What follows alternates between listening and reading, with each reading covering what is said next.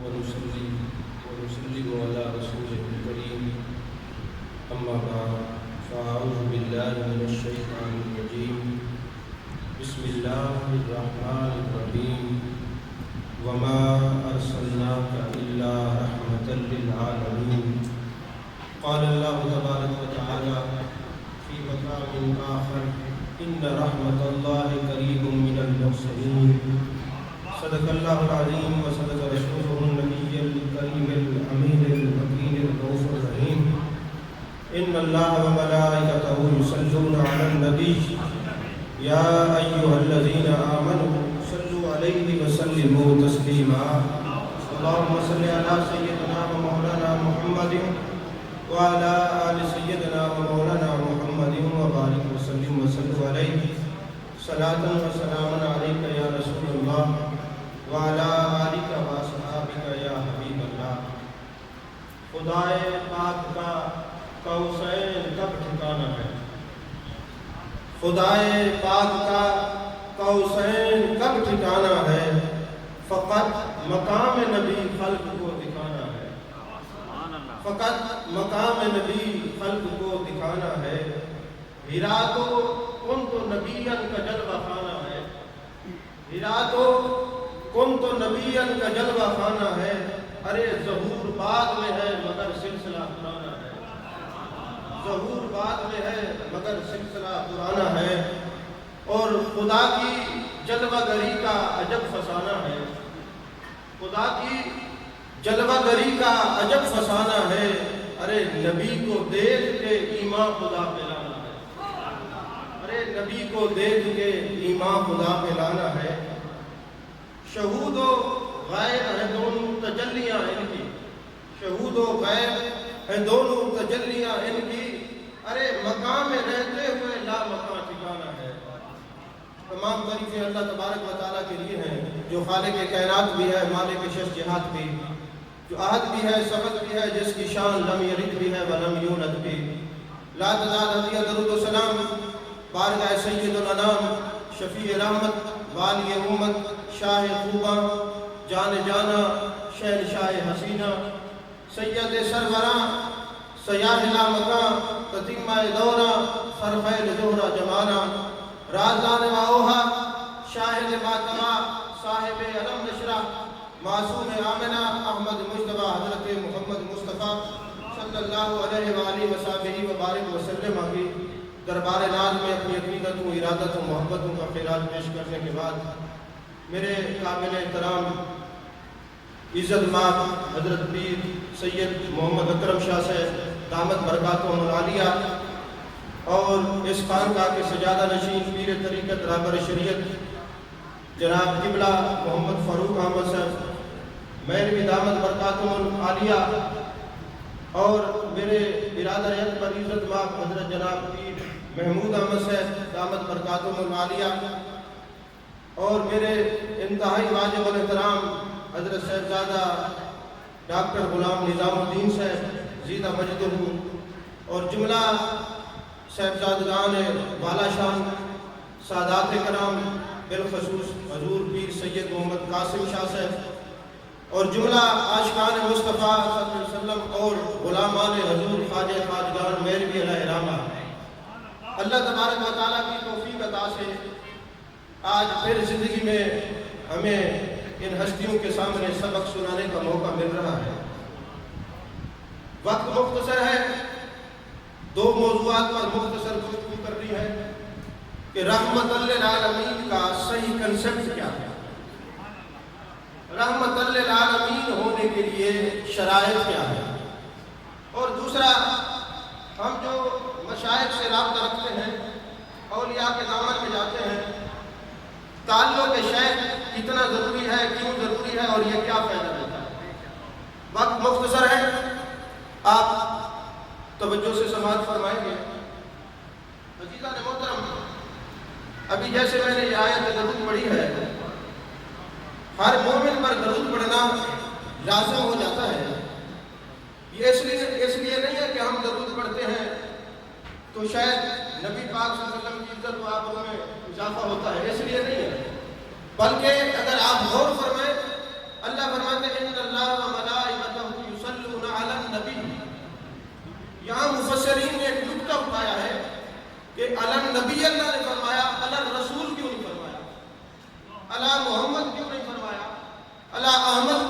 فرمایا اور آپ کا ایک خاص کام ہے سبحان اللہ ذی اسریٰ بعبدہ عبد مکرم، تو یہ بھی نہیں فرمایا میرے عبد مکرم تو اللہ تم پر درود بھیجتا ہے، ایسا بھی نہیں فرمایا۔ یصلون علی النبی کیوں فرمایا؟ مفسرین کرام فرماتے ہیں اگر اللہ تبارک و تعالیٰ فرماتا یصلون علی الرسول تو لوگ یہ سمجھتے کہ جب سے آپ نے رسالت کا اعلان کیا ہے تب سے اللہ آپ پر درود بھیجتا ہے۔ اگر یصلون علی محمد ہوتا تو لوگ فرماتے کہ جب سے آپ کا نام نامی اسم گرامی محمد رکھا گیا ہے تب سے اللہ آپ پر درود بھیجتا ہے۔ اگر یصلون علی احمد ہوتا تو یہاں ایک شبہ پیدا ہوتا جب سے حضرت عیسیٰ علیہ السلام نے بشارت دی ہے تب سے اللہ درود بھیجتا ہے۔ اگر عبد مکرم کہہ کے اللہ فرماتا اے میرے عبد مکرم تم پر اللہ درود بھیجتا ہے تو شبہ پیدا ہوتا کہ جب سے آپ معراج میں تشریف لے گئے ہیں اللہ تب سے آپ پر درود بھیجتا ہے۔ تو یصلون علی النبی فرما کے سارے شبہات کو اللہ نے ظاہر فرما دیا، فرمایا جب سے یہ نبی ہے تب سے اللہ درود بھیجتا ہے۔ کب سے نبی ہے؟ کن تو نبی و آدم بین الماء والطین، کن تو نبی و آدم بین الروح والجسد، جب سے آدم علیہ السلام پانی اور مٹی کے مراحل میں تھے تب سے آپ نبی ہیں، جب سے نبی ہیں اللہ تب سے آپ پر درود بھیجتا ہے۔ اور یہ اونچی آواز میں درود پڑھنے کا جو علماء کہتے ہیں اس لیے نہیں کہ سرکار کو سنایا جاتا ہے، آپ تو دل کی باتوں سے بھی واقف ہیں۔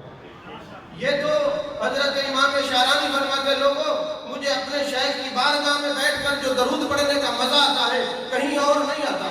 پوچھا گیا حضرت والا شیخ کی بارگاہ میں درود و سلام پڑھنے کا مزہ کیوں آتا ہے؟ فرمایا جب کوئی درود و سلام پڑھتا ہے یہ زمین یہ در و دیوار یہ گواہی دیتا ہے تو قیامت والے دن ان کے ساتھ ساتھ میرے شیخ بھی محبوب علیہ السلام کے سامنے گواہی عطا فرمائے، اس لیے درود پڑھتا ہوں۔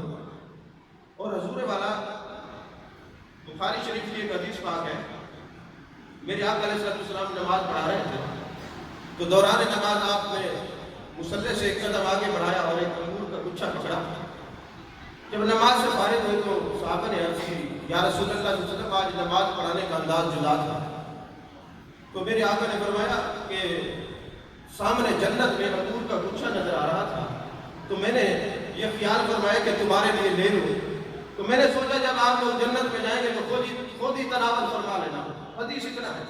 اب اس پر علامہ مقدسی نے بڑا خوبصورت کلام اٹھایا ہے، وہ فرماتے ہیں میرا سوال یہ ہے کہ جو میرے آقا علیہ السلام نے ہاتھ بڑھایا تھا آپ جنت میں چلے گئے تھے یا جنت آپ کے قدموں میں آ گئی تھی؟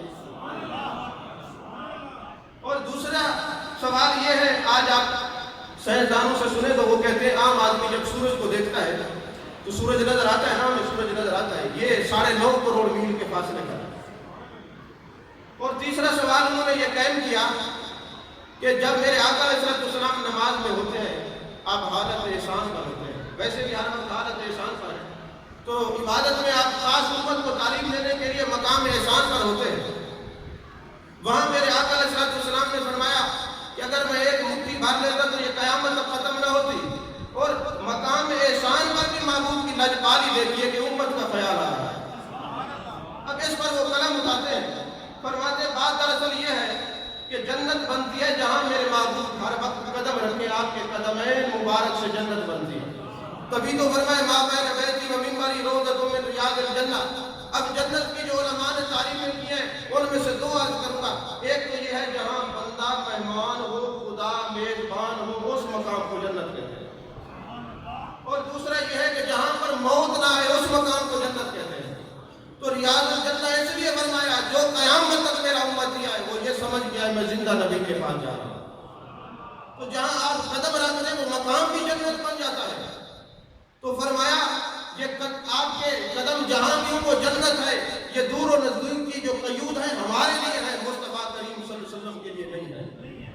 اور پھر فرمایا معبود کا اختیار دیکھیے، آپ کی ایک مٹھی پوری کائنات کا رزق بن گیا، اور آپ ہمارے جیسا عام آدمی سورج کو دیکھنا چاہے 9.5 کروڑ میل کے فاصلے پر دیکھ سکتا ہے۔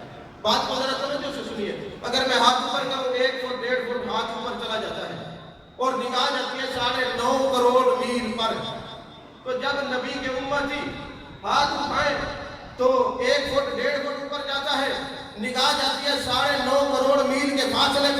میرے آقا علیہ السلام کی نگاہ کا عالم دیکھیے، جن کا ہاتھ 7 آسمان کے اوپر جنت میں جا سکتا ہے، اس نبی کی نگاہ کا عالم کیا ہوگا؟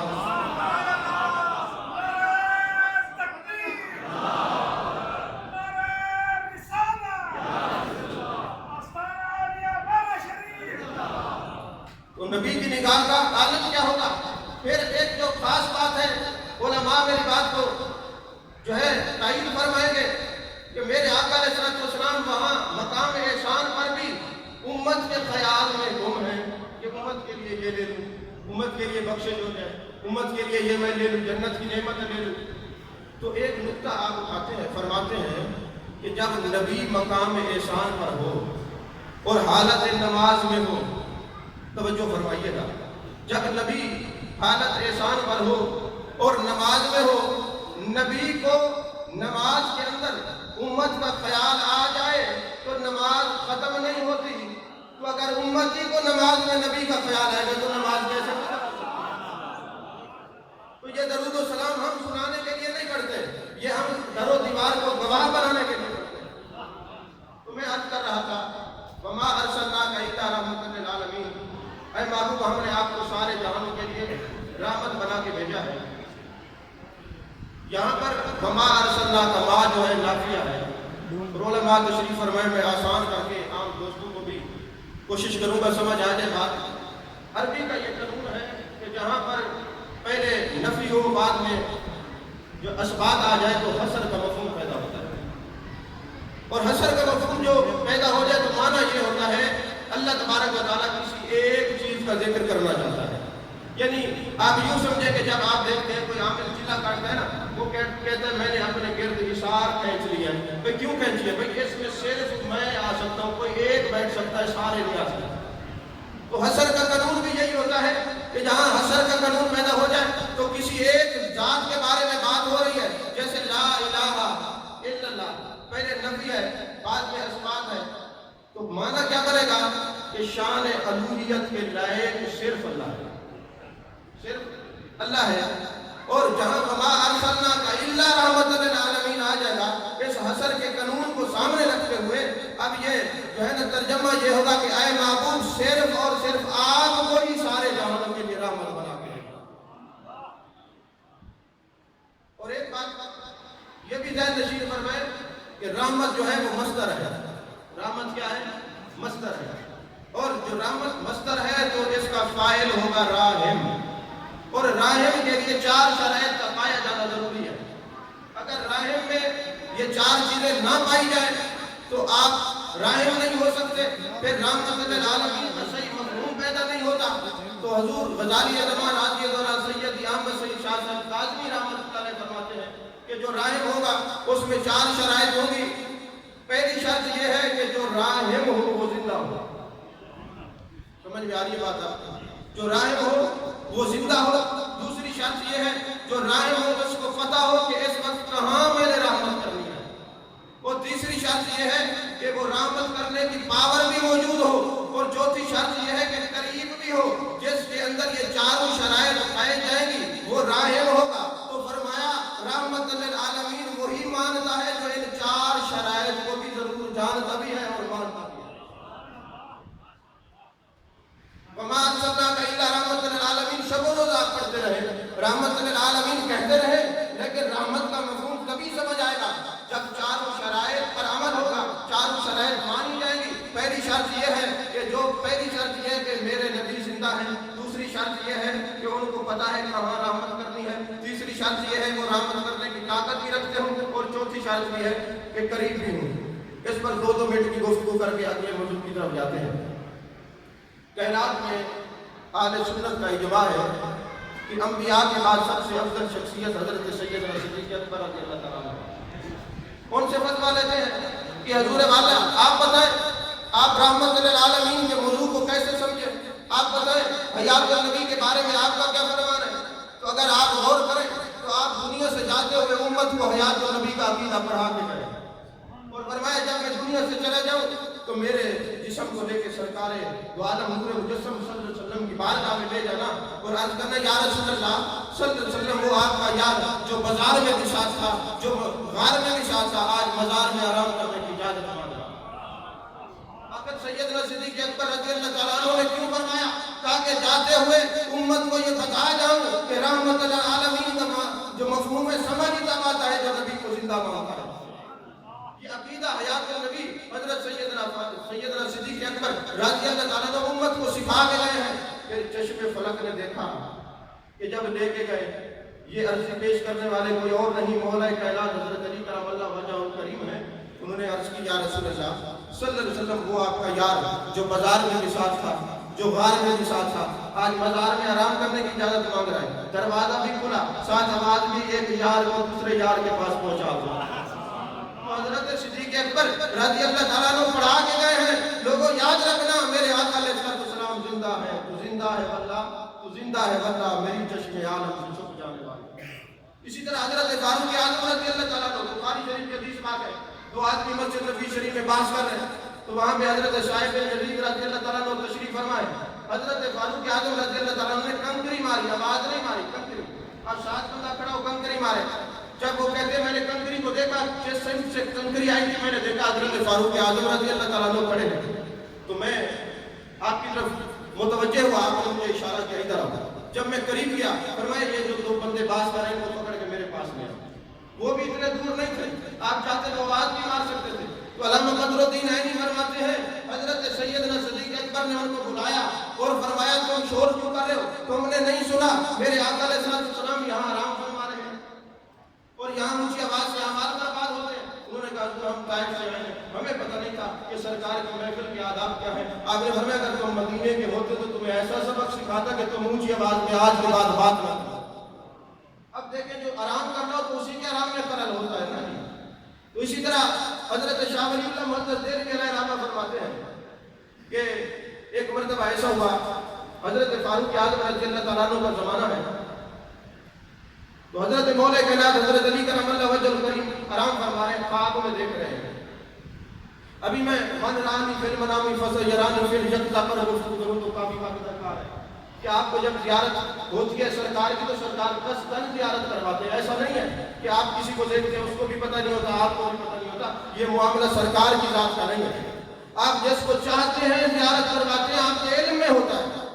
تو حضرت مولا کائنات نے زیارت کی فرماتے ہیں میرے آقا علیہ السلام نے صبح کی نماز پڑھائی. نماز پڑھانے کے بعد آپ نے غلام ہوا صورت نماز میں پڑھی. اس کے بعد آپ لوگوں کی طرف منہ کر کے بیٹھ گئے. ایک آدمی آیا اور ایک روایت میں ایک عورت آئی انہوں نے کھجور کا ٹوکرا پیش کیا. میرے آقا علیہ السلام نے فرمایا کہ اے علی کھڑے ہو جائیں ان کو تقسیم فرمائیں. میں نے تقسیم کیا. سرکار نے ایک کھجور اٹھا کے میرے منہ میں ڈالی. وہ کھجور اتنا خوش ذائقہ تھی کہ میری جب آنکھ کھلی تو کھجور بھی میرے منہ کے اندر موجود تھی وہ ذائقہ بھی موجود تھا. زمانہ حضرت فاروق اعظم رضی اللہ تعالیٰ عنہ کا ہے. فرماتے میں جب مسجد نبی شریف میں گیا تو جو خواب میں سرکار نے آیات تلاوت فرمائی تھی حضرت فاروق اعظم بھی وہی تلاوت فرما رہے ہیں.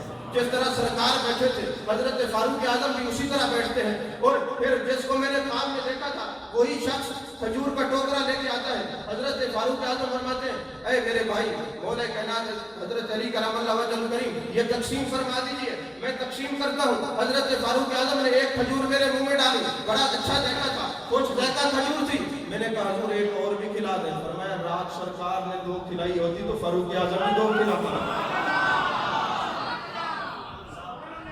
رات سرکار نے 2 کھلائی ہوتی تو حضرت فاروق اعظم بھی 2 کھلاتے. اسی طرح حضرت عثمان غنی جب آپ کا آخری دن ہے آپ 40 دن آپ جو امت کو پانی سب سے پہلے عطا کرنے والے ہیں امت کے لیے پانی وقف کرنے والے ہیں 40 دن ان کا پانی بند رہا. ہم نے کبھی تاریخ کا مطالعہ نہیں کیا تو جناب والا ان کو پانی میسر نہیں. حضرت عبداللہ بن سلام وہاں پہ جاتے ہیں حضور اگر آپ فرمائیں پانی دے. فرمایا آج ساری کے وقت میرے آقا کا دیدار نصیب ہوا ہے. سرکار نے اپنے جد اللہ والے ہاتھوں سے مجھے پانی پلایا ہے. فرمایا عثمان سے روزہ رکھ لو افطاری ہمارے پاس ہے.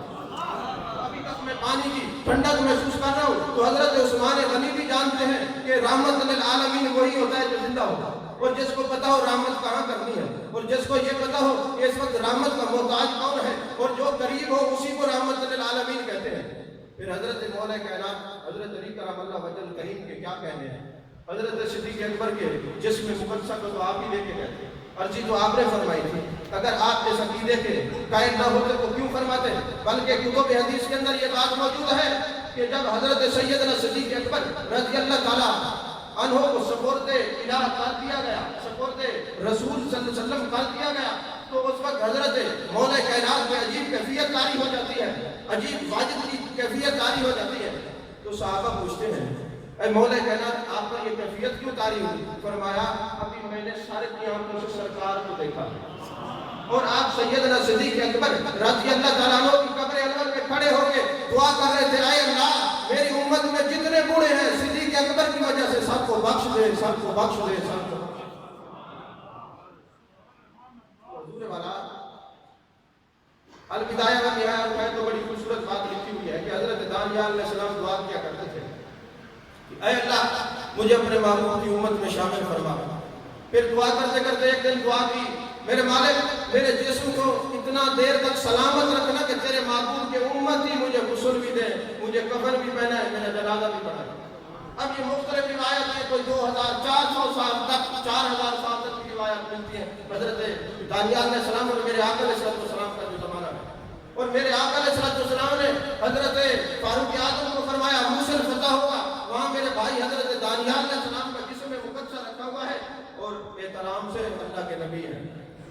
آپ نے ان کو کیوں فرمایا؟ اس لیے آپ کی نگاہ نبوت دیکھ رہی تھی کہ موصل فتح ہی حضرت فاروق اعظم رضی اللہ تعالیٰ عنہ کے زمانے میں۔ اور پھر کیا ہوا کہ آپ نے حضرت ابو سعید خدری رضی اللہ تعالیٰ عنہ کو نصیحت فرمائی کہ وہاں جانا، حضرت دانیال علیہ السلام کا وجود مسعود رکھا ہوا ہے، ذرا احترام کرنا۔ میرے آقا نے نصیحت فرمائی تھی، وہ اللہ کے نبی ہیں۔ حضرت ابو سعید خدری رضی اللہ تعالیٰ عنہ فرماتے ہیں کہ جب میں وہاں پہ گیا تو آپ کا جسم مبارک رکھا ہوا تھا۔ اب چونکہ میرے آقا نے فرمایا تھا الانبیاء واحیاء فی قبورہم یصلون، تو میں نے آپ کا علیہ السلام کے فرمان کو دیکھنے کے لیے حضرت دانیال علیہ السلام کے دل پہ ہاتھ رکھا، خدا کی قسم دل دھڑک رہا ہے۔ میں نے یہاں پہ ہاتھ رکھا، یہ ناڑیں پھڑک رہی تھی، میں نے آنکھ کو کھولا تو ایسے جیسے زندہ کی آنکھ ہوتی ہے، میرے منہ سے نکلا یا رسول اللہ صلی اللہ علیہ وسلم آپ نے سچ فرمایا، میرے ماں باپ آپ پہ قربان، جب آپ کے مقتدی حضرت دانیال علیہ السلام کی زندگی کا عالم یہ ہے تو میرے آقا آپ کی زندگی کا عالم کیا ہوگا؟ پہلی شرط یہ ہے کہ جو راہم ہو وہ زندہ ہو، دوسری یہ ہے کہ راہم کو پتہ ہو مہربانی کہاں کرنی ہے، کس وقت کرنی ہے۔ تو موجم الکبیر کی حدیث پاک ہے، حضرت میمونہ رضی اللہ تعالیٰ عنہ ام المومنین راوی ہے، فرماتی ہے میرے آقا میرے گھر میں تشریف فرما تھے اور رات کو وضو فرما رہے تھے، میرے علاوہ کوئی گھر میں موجود نہیں۔ میرے آقا نے سمت میں دیکھا، فرمایا نصرتا نصرتا نصرتا، تیری مدد کر دی گئی، تیری مدد کر دی گئی، تیری مدد کر دی گئی۔ میں نے عرض کی یا رسول اللہ صلی اللہ علیہ وسلم نظر تو کوئی نہیں آ رہا، آپ کس کو فرما رہے؟ فرمایا میرے غلام راجد، وہ آ رہے تھے، 400 مشرکین نے پکڑ لیا، وہ اکیلے تھے، کوئی مدد کے لیے نہیں تھا، مدینے کی طرف منہ کر کے مجھے پکارا ہے اور میں نے کہا تیری مدد کر دی گئی، تیری مدد کر دی گئی۔ جب 1 مہینے کے بعد راجد تشریف لائے، ام المومنین نے پوچھا کسی کے واسطے سے کہیں سے پوچھے کیا ہوا؟ انہوں نے کہا میں تو مشرکین میں گھر چکا تھا، میرے آقا علیہ السلام کو آواز دی، آپ نے فرمایا نصرت، آپ کی آواز سن کے سارے مشرکین بھاگ گئے اور میں مدینے میں پہنچ گیا۔ اور تیسرا یہ ہے طاقت بھی ہو۔ علامہ یوسف نبہانی نے بھی لکھا، یہ جو تبلیغی نصاب والی کتاب ہے اس میں فضائل حج میں بھی یہ بات لکھی ہوئی ہے کہ ایک شخص حج کرنے کے لیے گیا تو کسی نے کہا جناب آپ جا رہے ہیں اور سرکار کی بارگاہ میں ہمارا سلام عرض کرنا اور شیخین کریمین کی بارگاہ میں بھی سلام عرض کرنا۔ اب وہ آدمی مدینے گیا اپنا وقت پورا کر کے، جب ذوالحلیفہ کے مقام پہ پہنچا، بیر علی کے پاس احرام باندھ لیا، عمرے کی نیت کر لی، یاد آیا میں نے سلام نہیں پہنچایا۔ قافلے والے کو کہنے لگا کہ جناب میں وہاں پہ سلام نہیں پہنچا سکا، لہذا میرے ساتھ چلو۔ انہوں نے کہا ہم نہیں جاتے، یہاں 3 میل کے فاصلے پر سرکار یہاں سے بھی سنتے ہیں، آپ یہیں سے درود و سلام پیش کر دیں۔ انہوں نے کہا نہیں، میں امانت میں خیانت نہیں کرتا، جس نے مجھے کہا تھا اس نے یہ کہا تھا وہاں کھڑے ہو کے سلام پیش کر دیں، میں واپس جاؤں گا۔ اب واپس تشریف لے گئے، اچھا کہا میری سواری اور یہ کھانا لے جاؤ، اب میں جانوں میرا مصطفیٰ جانے صلی اللہ علیہ وسلم۔ اب واپس جاتے ہیں، ریاض الجنہ میں بیٹھ کے دعا کرتے ہیں، میرے مالک میں نے سلام پیش کر دیے تو کہتے ہیں بین النوم والیقظہ کی کیفیت تھی، اس کیفیت میں کیا دیکھتا ہوں؟ میرے آقا علیہ السلام تشریف لائے، 7 شیخین کریمین ہیں، میرے آقا علیہ السلام نے فرمایا اے صدیق اکبر رضی اللہ تعالیٰ عنہ، یہ شخص آپ کی اور فاروق اعظم کی محبت میں آیا ہے سلام دینے کے لیے، اس کو مکے نہ پہنچا دے۔ جیسے میرے آقا نے میرے ہاتھ سے پکڑا، میں جب بیٹھا تھا ریاض الجنہ میں تھا، جب آنکھ کھلی تو مطاف میں موجود تھا۔ تو قافلے والے 8 دن کے بعد آئے، انہوں نے کہا تم یہاں کیسے پہنچے؟ میں نے کہا تم نے سواری میں تکیہ کیا ہے، مجھے مدینے کے تاجدار نے پہنچا دیا۔ اور چوتھی شرط یہ ہے کہ قریب ہو۔ النبی اولیٰ بالمؤمنین من انفسہم، اے ایمان والو میرا نبی تمہاری جان سے بھی زیادہ قریب ہے۔ یہاں میں ایک بات عرض کر دوں، اگر آپ کی طبع ناز پہ گرا نہ گزرے، اکثر ہمارے دوست کہتے ہیں کہ آپ یا اللہ کہا کریں، یا رسول اللہ نہ کہا کریں۔ یہ مجھ سے سوال ہوا ہے، میری ذمہ داری ہے اس کا جواب بھی دے دوں۔ میں نے کہا جناب